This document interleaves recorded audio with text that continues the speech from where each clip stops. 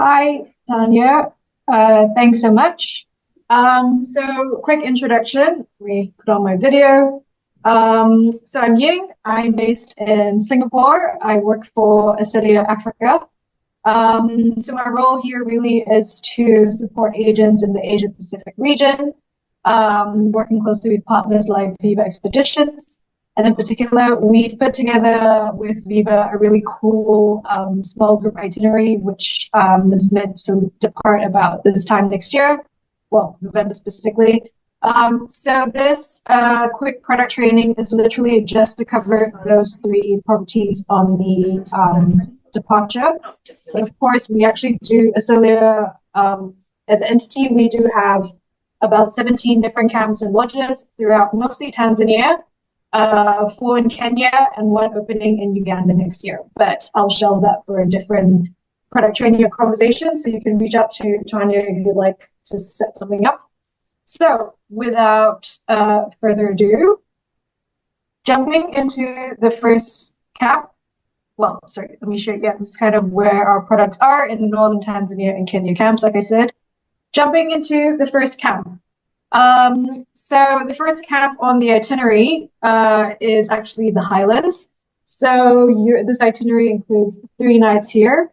So most people, when they go to the Ngorongoro Crater, they will likely only do 2 nights. We really recommend 3, and 3 nights are included on the itinerary we've put together. So 3 nights means 2 full days, and that allows you and allows your clients rather to be able to spend the full day doing the crater, and then also have 1 more day to do hikes, from which our camp is best place to access. So that's the Amplified Crater, which we are close to. So this is kind of the lay of the land around the Ngorongoro Crater. You can see that kind of sunken depression, which is the famous crater itself. In the middle, there's the Lake Magadi, which is where you see some cool pictures of people having kind of picnics around or near there. So the Highlands is actually all the way at the top of the map here. So when you come from Lake Manyara airstrip, or if you drive from Arusha, you will pass by this yellow road and the town called Karatu. From there, you will ascend up. So from this fork here, it starts going upwards to what we call the crater rim. So the crater rim is at a higher elevation. It's looking down into or over the crater, but not, and there is a viewpoint kind of where the road forks off here, again at the top. So there are properties that are kind of, as you'll see on their descriptions, we are located on the crater rim. They'll see on their website. So the Highlands is not on the crater rim. So that's one thing to note when selling this property. So we are further out. So from the viewpoint, about another 90 minutes all the way to our camp, roughly 90 to 2 hours, depending on the road conditions. So from the Highlands, we access the crater. We go down into the crater from this point here, which is called the Lamala Gate. So the Lamala Gate also has some other properties in its vicinity. For example, Sopa Lodge is kind of here. So this map is actually a bit older, quite old to be honest. So there are a lot of other properties that have popped up around the Lamala Gate, similarly around this other side of the crater here, which is busy and always has been the busiest side to the crater. So the advantage of us being on this less busy side, and Asilia generally, we like to be in places that are less busy, because when clients get down into the crater, there are not so many vehicles when we start our full day in the crater, as opposed to the queues of vehicles that people might experience when staying on this other side. So that will particularly be the case in high season, but as this departure is going in a quieter time of year, generally there will be less vehicles all around. There will also be less vehicles at sightings, because these are the only roads kind of marked out here. Maybe there are a few more that are not quite so obvious. But yeah, like these are the only roads that vehicles can go on in the crater. So for example, when I was there was a rhino sighting. There were 10 to 15 vehicles, and I went in January, which is again in quieter time. So again, that will really help the guest experience, just not being with quite so many vehicles. So that's the crater experience, which will be kind of your client's first real full day. One thing to note is that all the crater safaris are done in a closed vehicle. This is without exception. It's not just Asilia, it's every single company. And that's kind of the operation requirements of this area, the Ngorongoro Conservation Area. Yeah, okay, so this other picture here, that's the Amplified Crater. So that's kind of a cool experience which your guests can do on their their next full day with us at the Highlands. So I'll show you more pictures of all that in a few slides. But firstly, just kind of quick info about the Highlands. We are open year round. This camp, not all our camps are. And the airstrip, the closest airstrip is like Manyara, it's a 3-hour drive to the camp. If you come from Arusha, it's about a 5 to 6 hour drive by land, just for point of reference. So these domes they're tent/domes. They're not quite glass. They're kind of like this thick perspex-ish plastics material. But because the camp is at quite a high elevation, we do have a nice wood-burning stove, which the team will help you with when you come into the room for your turn down, and also when you come back after dinner and all that. So we do have, not all the rooms have this lovely outdoor bath. That's just for the one honeymoon suite. So we also have one kind of massage treatment room, as well as a barrel sauna, which is really quite cool for guests to enjoy. So you've got the barrel sauna and the cold shower plunge, which is quite nice to, alternate the hot and cold treatment. Spa treatments are obviously an extra charge, but the barrel sauna is included in the rate. So yeah, these are kind of the pictures of hiking in the area. Really cool to get out and do, which is honestly not something a lot of people do when they're coming to the crater. They will just kind of tick the box and move on, but this itinerary offers something a little special. It is a bit of a steep hike, so you would leave kind of early in the morning at around 7 once it's light, and then you'll be back in camp around for noonish for lunch. So as I said, closed vehicles in the crater. This is pretty standard. This is the layout of the Highlands camp itself. So this part of the camp here with more kind of buildings, so to speak, this is the entrance area when your guests arrive in. So then it's quite hard to tell from this picture, but this is the highest part of the camp. Then it starts kind of sloping downwards. So this room at the bottom here, that's the honeymoon suite with the outdoor bath setup. So that's kind of at the bottom here with the most privacy. And then, yeah, so the tents kind of are placed along the hill as you come up here. So, I mean, not specifically for this group, but if there are guests who have mobility issues, then we normally place them as close to the main area as possible. So this is another view. Look, as I said, this is the arrival area to orientate you. These are the main buildings. So this is kind of the den area with the seats outside. This is the one in the middle is the welcome lounger area. And the one to the left here is the dining tent, where you have all your meals. So this is the loungy bit. This is the picture of the room, for example. So you'd walk down the path. There is a little bit of an outdoor area, and then we can set up dinner or lunches outside here, or dinners inside, mainly just for 2 people, because it's a bit of a squeeze. And we also have this other room type, just for your reference. It's called the mezzanine suites. So as you can see, this is the little mezzanine bit. Really, this is really to add on for our offering for families.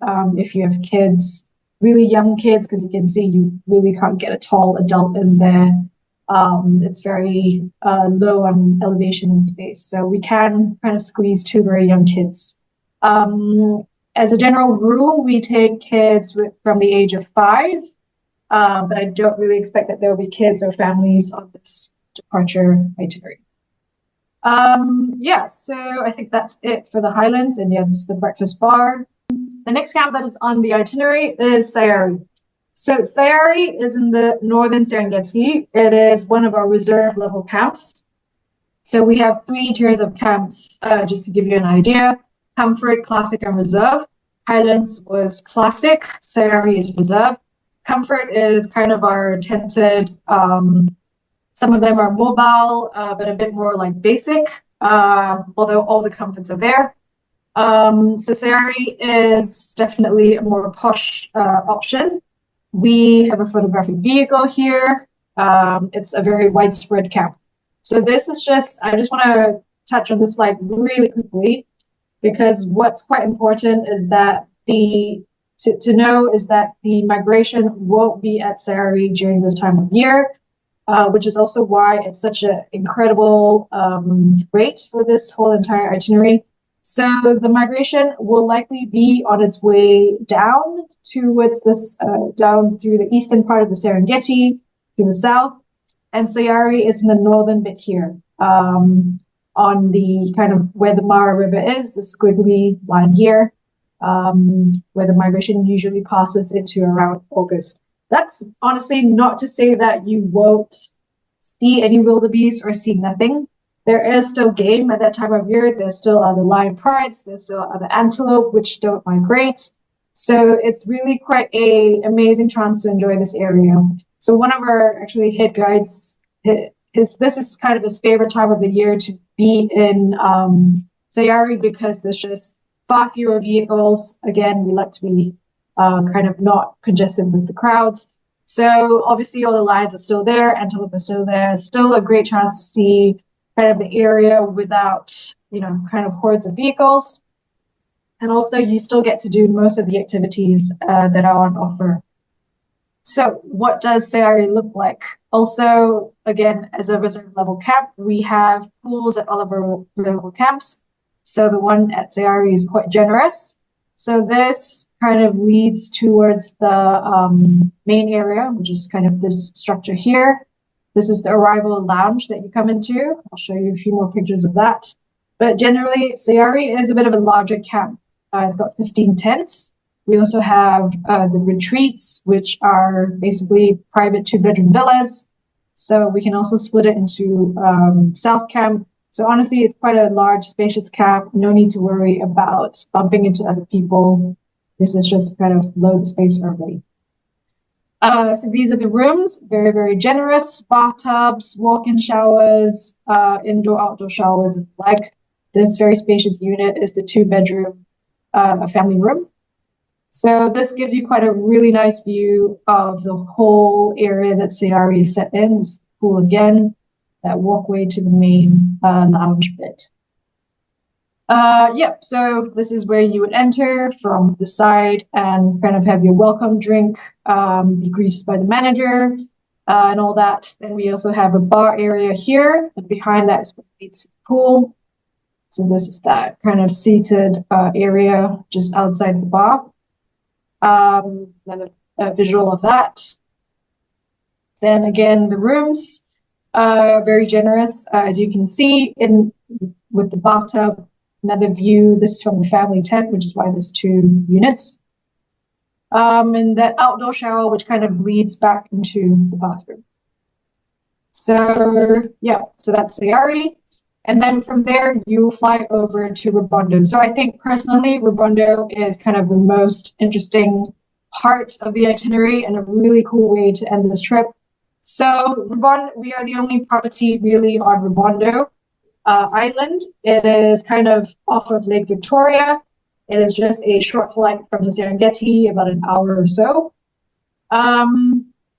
So why is this so special? So the chimps that are on Rubondo Island, they were initially born in the wild. They were then kind of captured, taken to Europe, and kind of used in circuses and zoos and all that. Then they were brought back again in the 60s by the Frankfurt Zoological Society. So from then on, that original population that we that was brought to Rubondo Island in the 60s has grown to 60 to 70 individual chimpanzees that live on Rubondo Island today. So it's kind of a really cool project really cool experience for your guests to experience the trekking without a time limit.